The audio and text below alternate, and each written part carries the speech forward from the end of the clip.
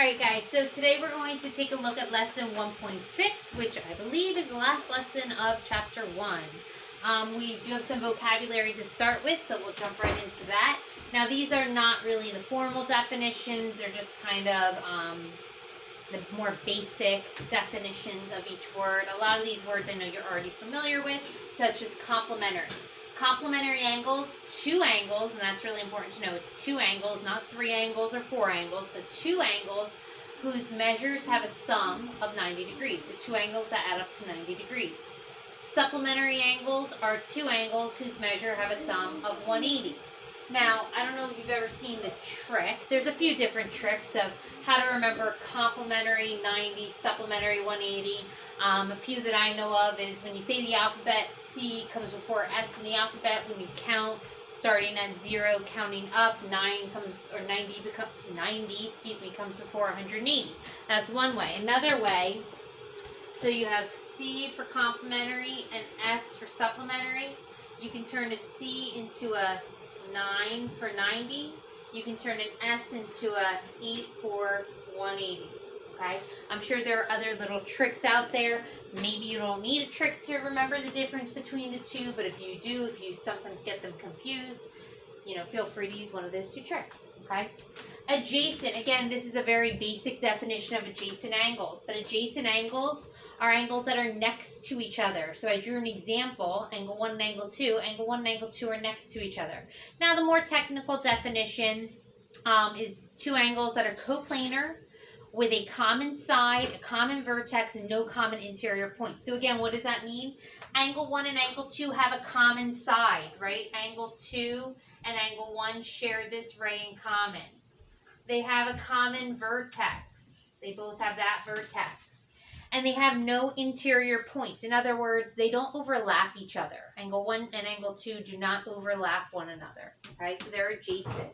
When I think of adjacent, I think of next to each other. Okay? Linear pairs, two angles that are both supplementary and adjacent. So basically, if you take the supplementary definition and the adjacent definition, combine them, that makes a linear pair.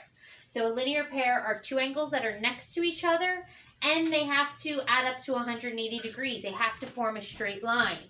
So angle 1 and angle 2 right there are a linear pair.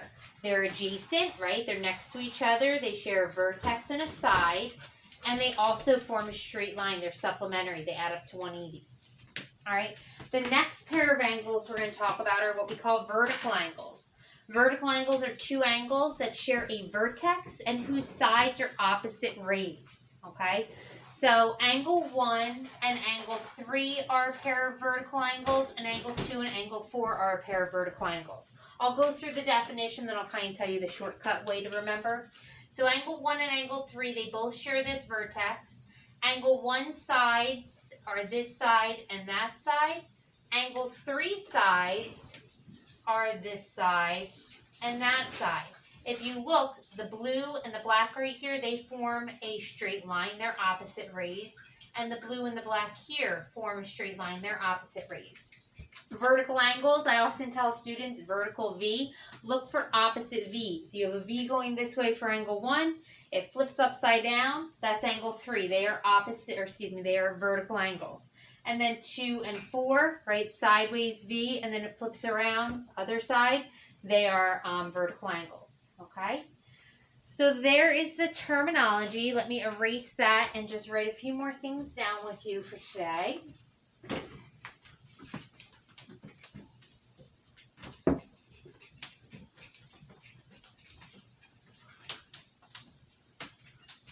All right. So we've had the segment addition postulate, we had the angle addition postulate, and now we have the linear pair postulate. Okay, the linear pair postulate, I'm going to just read it to you guys because there's not really a drawing to go with it. But the linear pair postulate says if two angles form a linear pair, so remember what the definition of a linear pair was, okay, that means that they are adjacent and supplementary. Okay, we're going to be using the linear pair postulate in some of our proofs later on. All right, so the example I want to do with you guys says this. Angle KPL and angle JPL are a linear pair. All right, guys, this is why vocabulary in geometry is important. When you read this, that these two angles are a linear pair, you need to know what a linear pair is because that gives you information that you can use for the problem, okay? And then it says that the measure of angle KPL is equal to 2x plus 24. The measure of angle JPL is equal to 4x plus 36. And then it says, what are the measures? Or I'll say find the measure of angle KPL and the measure of angle JPL. Meaning find the actual degree measure. I already have the expressions, but I want to know the degree measures. Okay? So, let's draw a diagram for ourselves. Again, when you read this and it says that it's a linear pair, that means that the two angles are next to each other and form a straight line and supplementary. So I'm going to draw my diagram like this. I'm going to start with a straight line and put a ray going off. These two angles are adjacent, they're next to each other, and supplementary. So they're a linear pair. And I'm going to name one of them KPL, and the other one is JPL. Okay, that's a K. It's a messy K. K. Okay. All right. So then it says that KPL is 2x plus 24. By the way, I have no idea if I'm drawing these to scale at all. I could have them backwards for all I know. The other one is 4x plus 36. Okay. So what is the relationship we know about these two angles? They're not equal to each other, right? It doesn't say that they're congruent. Okay? Doesn't say anything about an angle bisector, but it says they're a linear pair. So again, what does that mean? They're next to each other and supplementary. They add up to 180 degrees. So we can start by saying the measure of angle KPL plus the measure of angle JPL equals 180. And I know that because of the linear pair postulate. So if I was doing a proof, I would say linear pair postulate would be my justification. Now I can use substitution and replace what they're equal to. So now I have 2x plus 24 plus 4x plus 36 equals 180. Combine the like terms. That gives you 6x. Combine the like terms. All right, that gives you a 60. Sorry, I can't do math in my head quickly. 60 adds up to 180. Subtract 60 from both sides, so 6x equals 120. Divide both sides by 6, and you get 20. Okay, we're not done, though. Make sure you always go back and see what the question's asking. It says, what is the measure of KPL? What is the measure of JPL? So I'm going to substitute and figure out what the measure of each of them is. Substitute 20 in here for x and there for x as well. All right, so 2 times 20. 2 times 20 is going to give you 40. And then 40 plus 24 is going to give you a 64-degree angle there. All right, and then 2 times 4 is 80. 80 plus 36 is 116. So I probably should have flipped them around and had this as the other, as JPL and this one as KPL. Doesn't really make sense. It's not drawn to scale, as I said. I wasn't really focusing on the expression. I was just sketching a diagram. That's okay. All right, so I'm going to say that the measure of angle KPL is equal to 64 degrees, and the measure of angle JPL is equal to 116. If it bothers you, we can flip the letters around, right? I can make this, because it kind of bothers me, so that's why I'm doing it. This one is a J, and this one is a K. So that makes more sense with the diagram, right? That one, oh, that doesn't help. Sorry, guys. Oh, yeah, it does, because then, where's my eraser? This one would be 64, and this one would be 116. 116 and 64. This one would be 4x, 36. And this one would be 2x. What was that, 24? There we go. Now it looks better. So we can always flip it around if we need to. Okay? All right, let me see if there's more that I want to do. Give me a second. Look through my notes. Okay, so the next thing I want to talk about, and I'm actually just going to show this on the screen so I don't have to write so much. There are certain things we are allowed to assume and conclude when looking at diagrams and things we cannot, okay? For instance, looking at this, I'm allowed to say that JPK is a straight line, okay? If it appears to be a straight line, it is a straight line. If it appears to be next to, if two angles appear to be adjacent, they look like they're next to each other, they share a vertex, they share a common side, they're not overlapping, you're allowed to conclude that. If I was to draw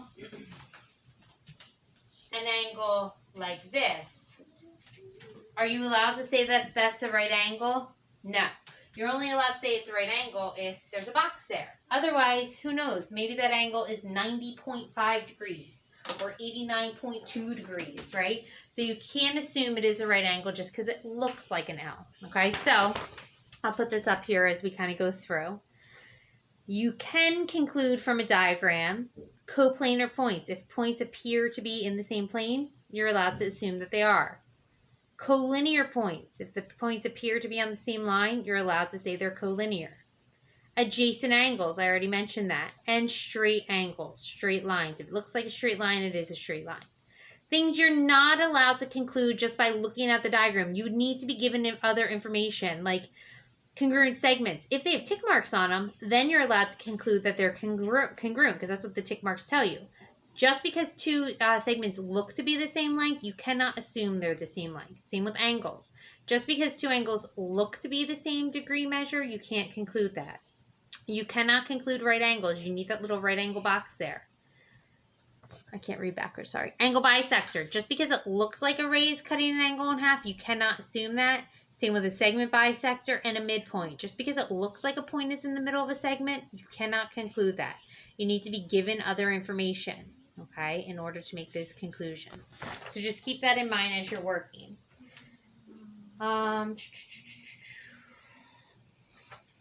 I think that is it, guys. Just give me one more second. Make sure I hit all the important things.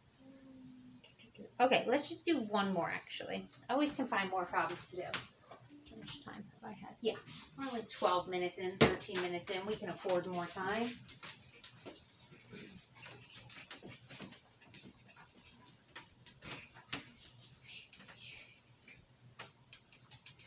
Okay.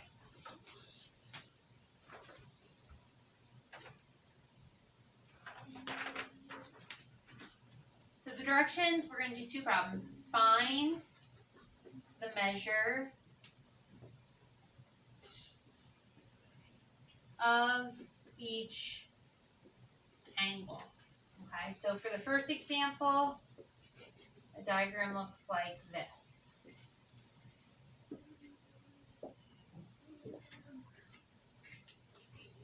All right, and now we have a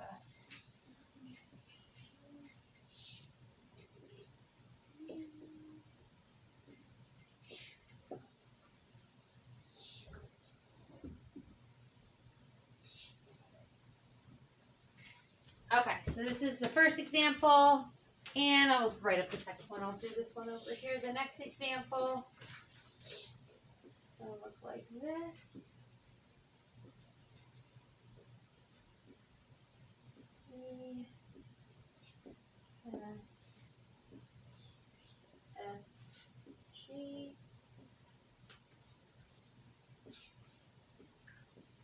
H,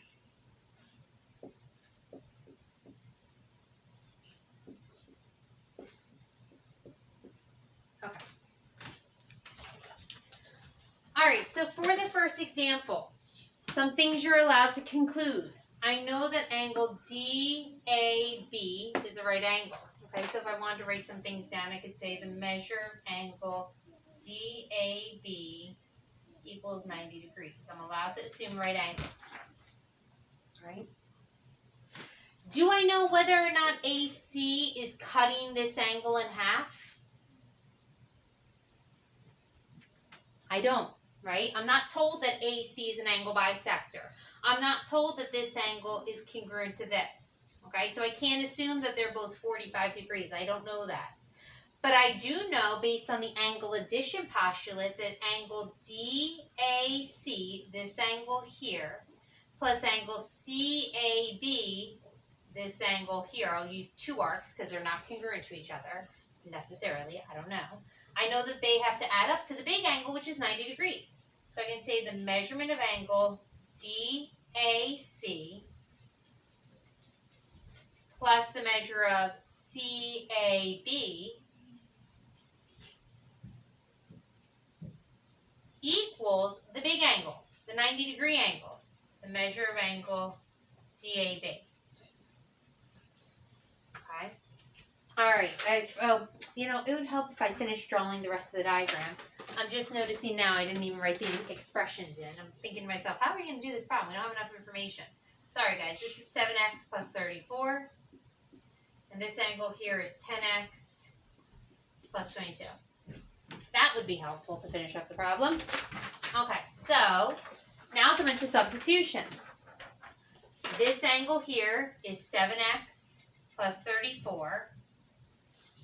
This angle here is 10x plus 22. And angle DAB is our 90-degree angle. Okay. So combining like terms, 7x and 10x gives me 17x.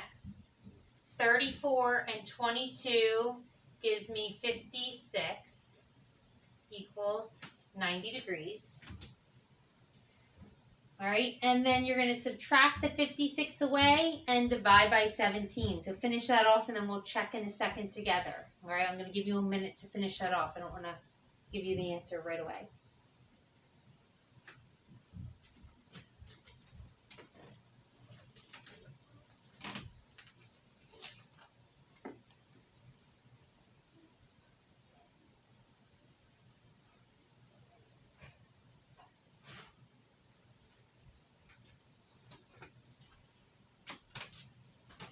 All right, so if you figured it out, x is equal to 2. After you get x is equal to 2, the directions say find the measure of each angle. So now we have to go through and find the measure of each angle. 2 times 17 is 14. 14 plus 34 is 48 degrees. 2 times 10 is 20. 20 plus 22 is 44 degrees. Okay. All right, and then let's finish off this one over here. Now, these two angles, definitely not congruent. They don't even appear to be congruent, but what's the relationship you know? You know that EFG is a straight line. That means EFH, this angle here, and GFH, this angle here, they are a linear pair. They're supplementary and they're adjacent to each other. Okay, so we know that the measure of angle EFH plus the measure of angle HFG equals 180. They are a linear pair. It's a linear pair postulate. So now I can substitute in 6x minus 5 plus 12x plus 5 equals 180. All right, so on your own, you guys finish this problem off again on your own, and then we'll check at the end in just a minute. So finish it off.